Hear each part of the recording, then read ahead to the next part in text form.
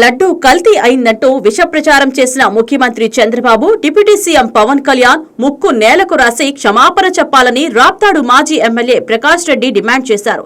తిరుమల లడ్డూపై వారు చేస్తున్న దుష్ప్రచారాన్ని ఖండిస్తూ వారికి మంచి బుద్ధి ప్రసాదించాలని ఆయన ఆలయంలో ప్రత్యేక పూజలు నిర్వహించారు. రాప్తాడు సమీపంలోని పండమేటి వెంకటరమణ స్వామి ఆలయంలో ప్రత్యేక పూజలు నిర్వహించారు. ఈ ప్రభుత్వానికి ఇప్పటికైనా బుద్ధి ప్రసాదించాలని ఆయన కోరుకున్నారు. ఈ సందర్భంగా ప్రకాష్ రెడ్డి మాట్లాడుతూ జగన్మోహన్ రెడ్డిపై విష ప్రచారం చేసి అధికారంలోకి రావడంలో ముఖ్యమంత్రి చంద్రబాబు సక్సెస్ అయ్యారని, అయితే అధికారంలోకి వచ్చిన తర్వాత కూడా అలాంటి ప్రచారాలు చేస్తున్నారన్నారు.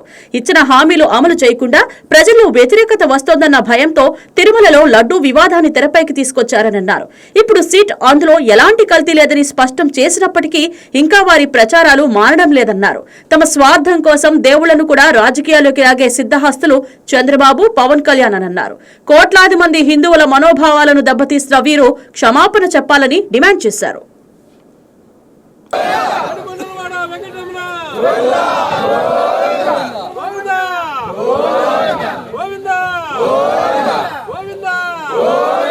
गलती नहीं कादो गलती नहीं कादो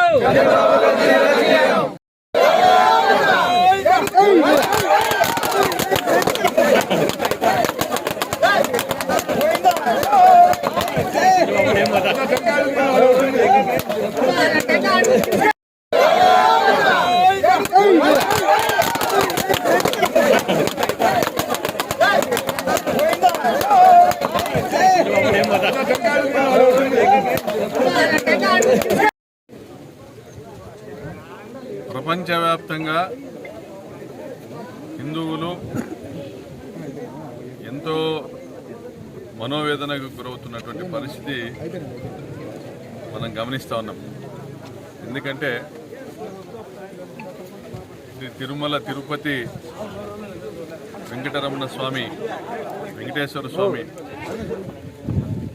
ఆయన యొక్క ప్రాశస్త్యం గురించి, ఆయన యొక్క మహిమల గురించి, ఆయన నమ్మేటువంటి కోటాను కోట్ల భక్తుల గురించి ఒకరు చెప్పాల్సిన అవసరం లేదు.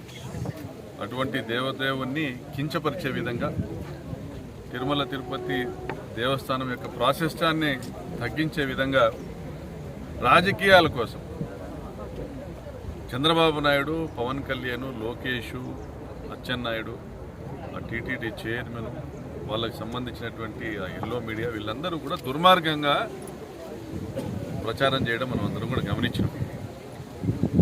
జగన్మోహన్ రెడ్డి మీద విజయం సాధించినారు. ప్రజల మనసుల్ని కల్తీ చేసి, ప్రజల మనసుల్లో విషం నింపి, జగన్మోహన్ రెడ్డి పైన లేనిపోని అభాండాలన్నీ కూడా ప్రచారం చేసి, విష ప్రచారం చేసి మీరు జగన్మోహన్ రెడ్డి పైన విజయం సాధించినారు. గెలిచిన తర్వాత చంద్రబాబు నాయుడు ఏం చేస్తున్నాడు ముఖ్యమంత్రిగా, డిప్యూటీ సీఎం పవన్ కళ్యాణ్ ఏం చేస్తున్నాడు ముఖ్యమంత్రిగా, మరి నారా లోకేష్ షాడో ముఖ్యమంత్రిగా ఏం చేస్తున్నాడు అనేది ప్రజలు గమనిస్తారు. మీరు చేస్తానే అభివృద్ధి ఏమీ లేని పరిస్థితుల్లో, మీరు ఇచ్చినటువంటి ప్రతి ఒక్క హామీ కూడా బూటకమని ప్రజలకు అర్థమైనటువంటి పరిస్థితుల్లో మీ పార్టీ మనుగడ కోసం, మీ రాజకీయ మనుగడ కోసం ఇంకా మీరు ఎంచుకున్న విధానం ఏమంటే జగన్మోహన్ రెడ్డి గారి పైనే నిందలు వేయడం, జగన్మోహన్ రెడ్డి గారిని క్యారెక్టర్ అసాసినేషన్ చేసుకుంటూ వెళ్ళడం.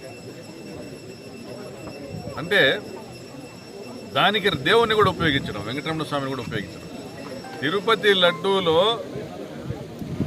ఏదైతే నెయ్యి వాడినారో అందులో గొడ్డు కొవ్వు కలిపినారని కానీ, పంది కొవ్వు కలిపినారని కానీ నిర్మోహమాటంగా, నిర్లజ్జగా, నిస్సిగ్గుగా చంద్రబాబు, పవన్ కళ్యాణ్ మాట్లాడడం జరిగింది. ఇది ఏ స్థాయిలో ప్రచారం చేశారంటే ఫ్లెక్సీలు వేసి మరీ ప్రచారం చేశారు. ఫ్లెక్సీలు వేసి కరపత్రాలు కొట్టి పోస్టర్లు వేసి మరీ ప్రచారం చేశారు రాష్ట్ర వ్యాప్తంగా. మరి మీడియాలో, రాష్ట్ర మీడియాలో, జాతీయ మీడియాలో కూడా ఈ ప్రచారం జరిగింది. మరి ఇంకా ఏ స్థాయికి తీసుకెళ్లాడంటే పవన్ కళ్యాణ్ అయోధ్యలో వాడినటువంటి, అయోధ్యలో భక్తులకు పంచినటువంటి లడ్లు కూడా తిరుపతి నుంచి పోయినవే, ఆ లడ్లలో కూడా కల్తీ జరిగింది. అంటే దేశవ్యాప్తంగా హిందువులంతా జగన్మోహన్ రెడ్డిని దూషించాలనేది మీ ఆలోచన. అంటే ఒక వర్గాన్ని, ఒక మతాన్ని సంపూర్ణంగా ఆయనకు వ్యతిరేకం చేసి ఆ విధంగా రాజకీయ లబ్ధి పొందాలని మీరు ప్రయత్నం చేశారు. చివరికి సుప్రీంకోర్టు జోక్యం చేసుకుని తిరుపతి లడ్డు విషయంలో రాజకీయ వ్యాఖ్యానాలు కరెక్ట్ కాదని ఖండించడము, ప్రభుత్వం తరపున వాదనలు వినిపిస్తున్నటువంటి అడ్వకేట్ని ప్రశ్నించడము, సుప్రీంకోర్టు జడ్జిలే ప్రశ్నలపై ప్రశ్నలు సంధించడము, ప్రభుత్వాన్ని ఆక్షేపించడం కూడా మనం గమనించాం. ఫైనల్గా సిబిఐ విచారణ కోరడము, సిబిఐ విచారణలో తిరుపతి లడ్డూ తయారు చేయడానికి వాడిన నెయ్యిలో ఎటువంటి కల్తీ కూడా లేదు అనేసి సిట్టు క్లీన్ చిట్ ఇవ్వడం జరిగింది. ఏదైతే సిబిఐ విచారణ చేసిందో క్లీన్ చిట్ ఇవ్వడం జరిగింది. ఎటువంటి కల్తీ లేదు, కేవలం చంద్రబాబు మనసు మాత్రమే కల్తీ, పవన్ కళ్యాణ్ బుద్ధి మాత్రమే కల్తీ. ఇది బయటికి వచ్చినాక ప్రపంచవ్యాప్తంగా హిందువులందరూ బాధపడుతున్నారు. ఇటువంటి నాయకుల వీళ్ళన ఎన్నుకున్నది ఆంధ్ర రాష్ట్ర ప్రజలు, ఇటువంటి దుర్మార్గులను ఎన్నుకున్నారు ఆంధ్ర రాష్ట్ర ప్రజలు. దేవుణ్ణి కూడా మలినం చేసేదానికి కూడా నిస్సిగ్గుగా నిర్భయంగా బహిరంగంగా మాట్లాడిన వాళ్ళు వీళ్ళు ఎన్ని అబద్ధాలు చెప్పింటే కానీ అధికారంలోకి వచ్చింటారు. జగన్మోహన్ రెడ్డి గారు ప్రజల కోసం ఎంతో పరితపించి ఆయనకు ఎన్నో సంక్షేమ పథకాలు తీసుకొచ్చి ప్రజలందరినీ కూడా గుండెల్లో పెట్టుకొని చూసుకుంటే అటువంటి అన్నం పెట్టిన చేయి నరికినటువంటి దుర్మార్గులు వీళ్ళు ఎంతకైనా తెగిస్తారనేటువంటి ఒక చర్చ ఈరోజు ప్రపంచవ్యాప్తంగా జరుగుతుంది. ఈరోజు రాప్తాడు నియోజకవర్గంలో రాప్తాడు గ్రామంలో పండమేటి రాయని గుడి, వెంకటరమణ స్వామి గుడి దగ్గర పూజలు చేయించాం. పూజలు చేయించి ఈ చంద్రబాబు నాయుడు, ఈ పవన్ కళ్యాణ్, ఈ నారా లోకేష్లను శిక్షించమని భగవంతుని కోరాం. హిందువుల మనోభావాలు దెబ్బతీసినందుకు వీళ్ళందరినీ బహిష్కరించాల కూటమి నుంచి అనేసి ఈరోజు నరేంద్ర మోడీ గారికి విజ్ఞప్తి చేస్తున్నాం. ఈ సందర్భంగా ప్రపంచవ్యాప్తంగా హిందువులందరినీ కూడా ఇటువంటి దుర్మార్గుల్ని, ఇటువంటి ఉన్మాదుల్ని హిందూ మతం నుంచే బహిష్కరించాలని కోరుతూ ఈరోజు శ్రీవారి భక్తులందరికీ కూడా క్షమాపణ చెప్పాలా, మోకాళ్ళ మీద కూర్చొని ముక్కు నేలకు రాసి క్షమాపణ చెప్పాలా ఈ ముగ్గురు అనేసి ఈ సందర్భంగా డిమాండ్ చేస్తూ, వెంకటరమణ స్వామి తప్పనిసరిగా ఆయన ఆపద ముక్కుల వాడే, అనాథ రక్షకుడే, కష్టాల్లో ఆదుకునేటువంటి తత్వం ఉన్నటువంటి వాడే. కానీ ఆయనకు మలినాన్ని అంటించేటువంటి ప్రయత్నాన్ని మాత్రం ఆయన భక్తులు ఎవరు కూడా సహించరు. తప్పనిసరిగా దీని ప్రభావం ఎక్కువ దూరం కూడా లేదు. కలియుగంలో ఎప్పుడు పాపం అప్పుడే పండుతుంది.